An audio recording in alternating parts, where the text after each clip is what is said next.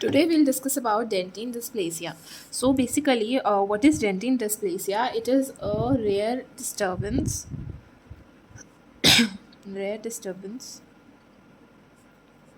of dentin formation characterized by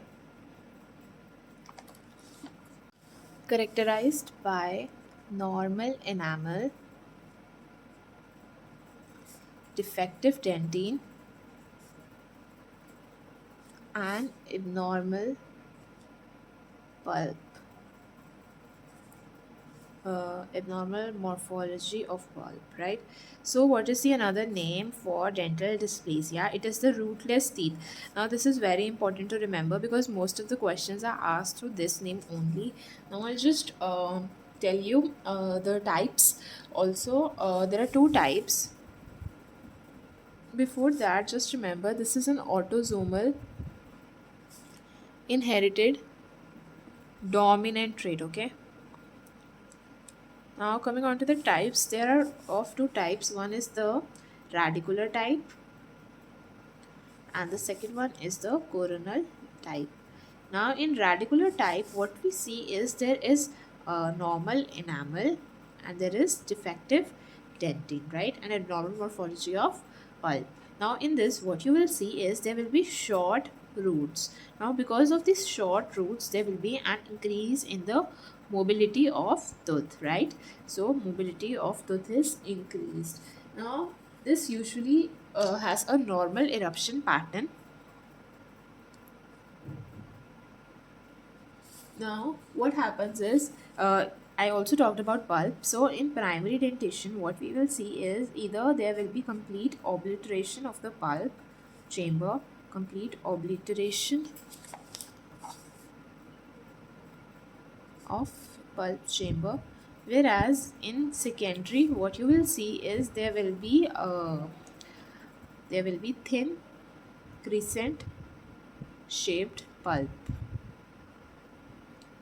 Now I want you to remember that the molars, they appear as W shaped in case of radicular type of dental dysplasia.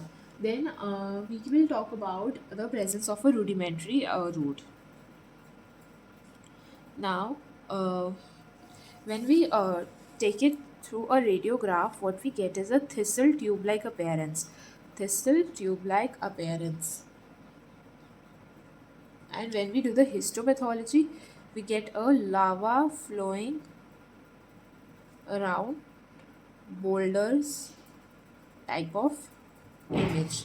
So this basically occurs because there are some fragments which are incorporated into the dental papilla and then they induce the formation of the dysplastic dentin. There is no such treatment of it. However, it is extracted and replaced. Now in coronal dentine, what happens is this is autosomal dominant as well. It will occur in both. Now in this, what happens is in the primary teeth, what we see, it is normal colored, but in secondary, what you will see is it is opalescent or amber gray. Similarly, over here also the teeth are actually amber shaped, amber colored. Yeah, so amber colored teeth are present. Now over here, we see that there is the defective crown. Okay, not the root. Defective crown, and the root is normal. Now, in the radiographic features, what we see is there is obliterated pulp chamber and root canals. Then there is large pulp chamber, same. Now there is no cervical constriction. This is very important. Then the root canals are partially obliterated. In histopathology, what you will see is in the deciduous, you will see that the dentin, it is disorganized and it appears to be as an amorphous mass of dentin. Whereas in the secondary, it appears to be as a disorganized structure. Also, there can be pulp stones and calcification. Treatment is not very specific. So, this completes the dentine dysplasia or the rootless teeth. Thanks for watching.